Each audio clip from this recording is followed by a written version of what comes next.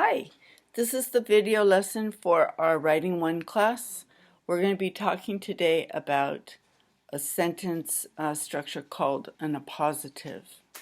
I do want to be clear, this is not a new design for sentences. Remember, we only have our 4 ways we can design a sentence. A simple sentence with just one main clause, a compound sentence with more than one main clause, joined by coordinating conjunctions, a complex sentence which has a subordinate clause or some subordinate clauses and a main clause, or the other way around, a main clause and a subordinate clause, or the fourth way is a combination of compound and complex.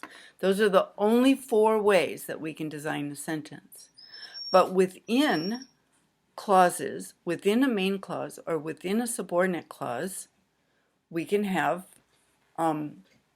a structure, various structures. We've talked about a couple. We might have simple or compound parts of a sentence within a clause. We might have parallel structure within a clause.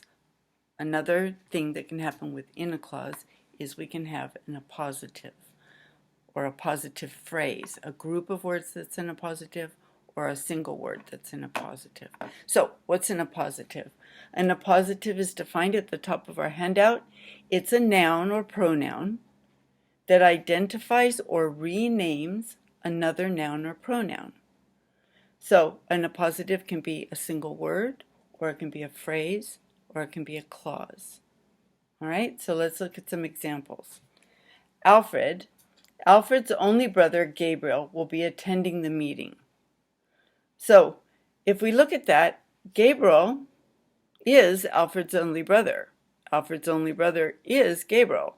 So, the noun Gabriel here renames or restates Alfred's only brother. They're the same thing.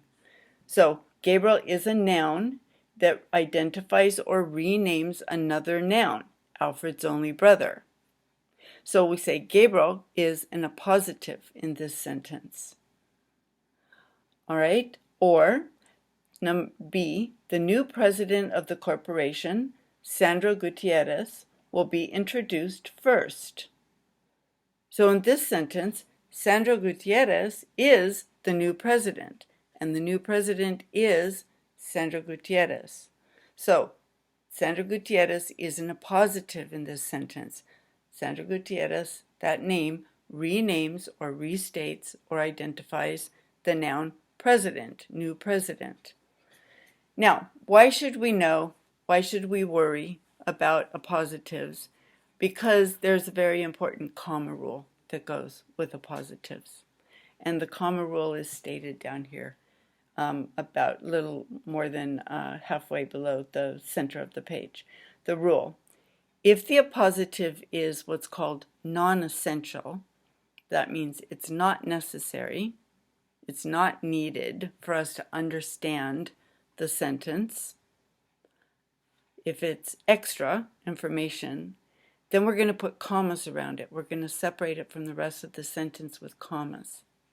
We say we're going to set it off from the rest of the sentence with commas. If the appositive is essential, if it's necessary information, if we have to have it, that information in order to understand the sentence, then we are not going to set it off with commas. And there are questions, lots of questions on the GED or the HiSET about this comma rule. So we need to be able to identify appositives and remember the rule. Okay, so let's take a look at some examples here. Number 1,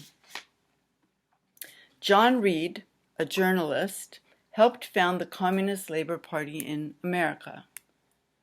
Okay, so we have John Reed and a journalist. The journalist is John Reed. John Reed is the journalist. So journalist is an appositive here. Now the question is, do we put commas around a journalist or do we not? So the question is, do we have to have that information or is it extra information? So could I just say, John Reed helped found the Communist Labor Party in America? Yes, I could. And the sentence would say what it needs to say. The fact that he's a journalist is extra information. So because it's extra information, I'm going to put commas around it. I'm going to say John Reed, comma, a journalist, comma, helped found the Communist Labor Party in America. All right? Extra information, commas around it. Necessary information, no commas.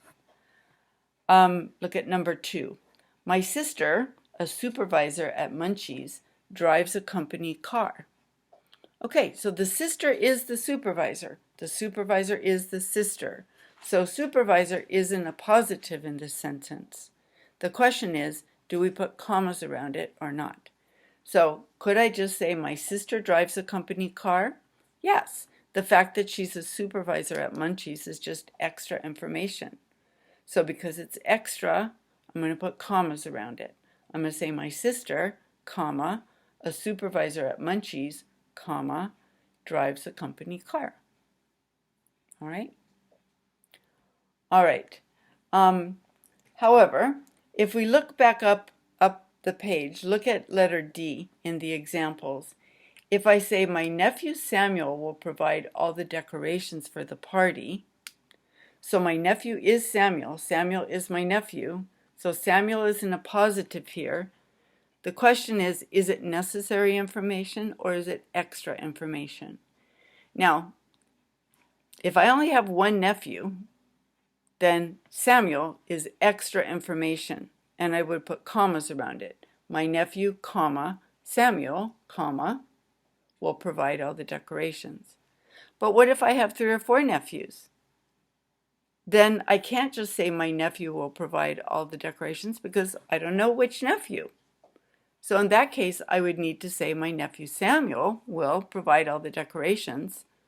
It's necessary information, so I'm not going to put commas around it.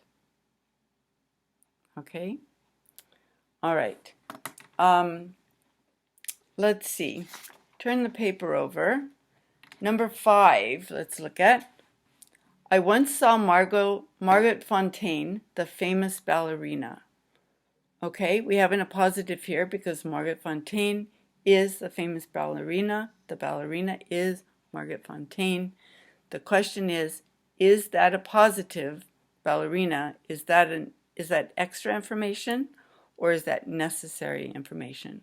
Could I just say, I once saw Margaret Fontaine? Yes, right?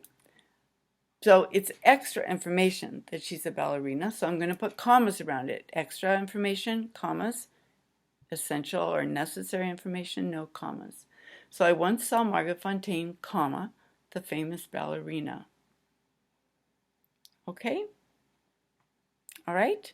Okay, we'll come back and we'll try a few more on another video. All right, see ya.